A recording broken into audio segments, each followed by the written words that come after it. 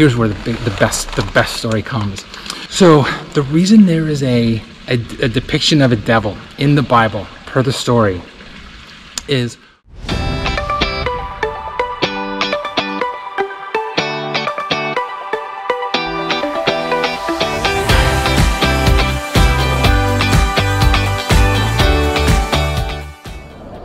I came into Stockholm and I kind of stumbled upon the changing of the guards. So I decided to hang out for a little bit.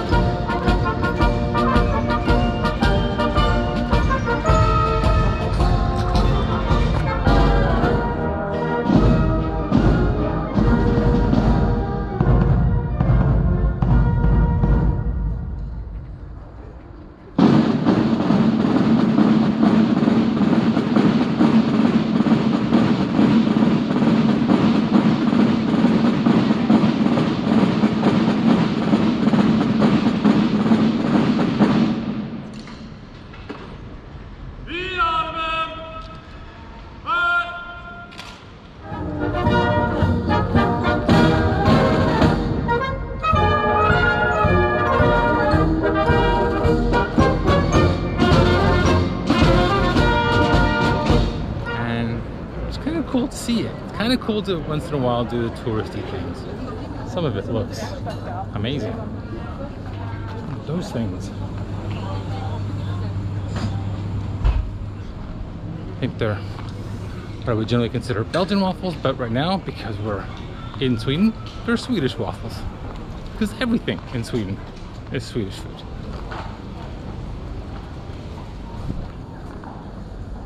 I think here's a difference. So here's a Belgian waffle, and they show a Swedish waffle down here. I'm not quite sure I knew the difference.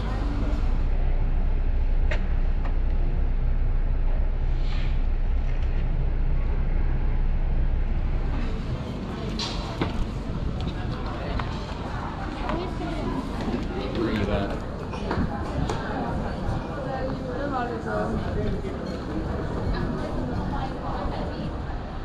I broke down. I had to try the Swedish meatballs and the lingonberries and the mashed potatoes and the pickled cucumbers in the touristy area, and I'm not gonna lie, it was good. I didn't film it because it was a very, very small restaurant. I think there was 1, 2, 3, 4, 5, 6 tables, so very small.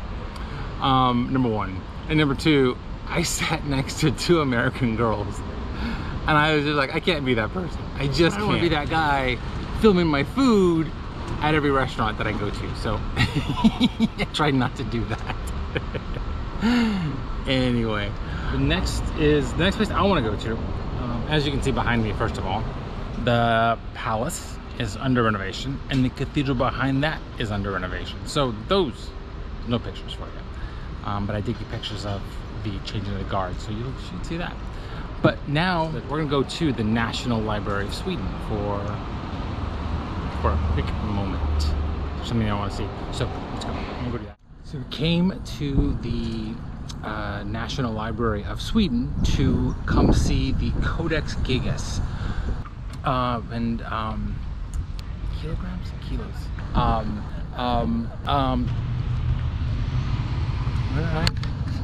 I say that, I don't even know that. So you ever had those days where you wake up in the morning, you start getting ready, and you're doing your hair, and no matter what you do, it's a bad hair day. And you put some more gel in it, you put some more cream in it, you blow it around a little bit more, and it just gets worse.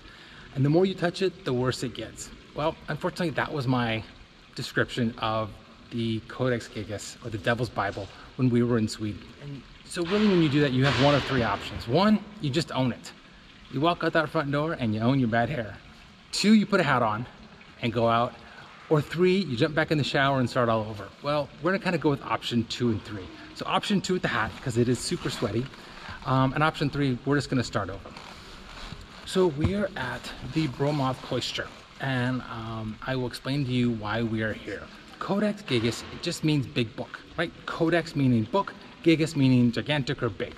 The Codex Gigas stands 3 feet tall, weighs 165 pounds, and it's made out of calf vellum or calf skin, and it's super thin. So it's 310 pages, so also incredibly thick. And very heavy. It is the largest medieval manuscript in history. So there's other things. So the Codex Gigas, or the Devil's Bible, was written by a single monk. It took him 30 years, and his name was Herman the Recluse. Now Herman the Recluse was at a very small monastery, and they couldn't afford to keep this book. Basically pay him a salary for 30 years, and they ended up pawning it to the Broumov cloister, and that's why we're here now. So Broumov cloister owned the Devil's Bible for a couple hundred years, and then in 1594 the Devil's Bible was requested to go to Prague from King Randolph II. Now King Randolph II said he just wanted to borrow it, but King Randolph II had no intentions of returning it. So he ended up just keeping the Devil's Bible. So then how it ended up in Sweden is after the 30-Year War, which I believe was in the 1600s, the monarchy of Sweden asked for that book to be sent to their national archives. So it actually went to the crown in Sweden after the 30-Year War. So that's how the Devil's Bible got to Sweden, after being written in the Kingdom of Bohemia, which is now Czechia, or the Czech Republic. So a couple of really interesting stories. So the reason it's called the Devil's Bible is on one page, there is a depiction of the devil. On a preceding page, it is a depiction of the heavenly city. So it has anything to do with devil worship or like that. It's actually a written history. And there are several other books inside of this, and also the entire Bible. So it's more of a history than the Devil's Bible. Here's where the best story comes. So the reason there is a depiction of a devil in the Bible, per the story, is Herman the Recluse had violated his monastic vows, and the leader of the church, for punishment, was going to assassinate or kill Herman the Recluse. And the way he was going to do it was basically put him in a wall and brick it up. And as the last brick was going in, Herman cried out, "Father, I'll do anything, please." And the father said, "If you can write all the knowledge in the world overnight, I'll save your life." Well, what was Herman the Recluse going to do? So Herman the Recluse agreed. They gave him the materials, and he started writing, right? Furiously writing all night long. And at about midnight, he realized he was not going to finish. So he called out to the devil and made a deal with the devil. And the deal with the devil required two things. One, Herman the Recluse's soul, number one. And number two, the devil wanted a picture of himself in the book. And so that's why there's a depiction of the devil in the Codex Gigas, or the Devil's Bible. So in the morning, when the father got to the wall where Herman the Recluse was behind, Herman the Recluse fed the book out of the wall to the father being impressed, actually released Herman the Recluse and was able to live the rest of his life. So cool story, incredible story, and that's why we are here at the Broumov cloister, because it sat here from about 1420 to 1594, so almost 200 years.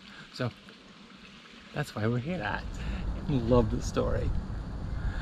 Anyway, let's get back on the bike and probably head back to, I want to go do some more exploring out here a little bit, and we'll get moving.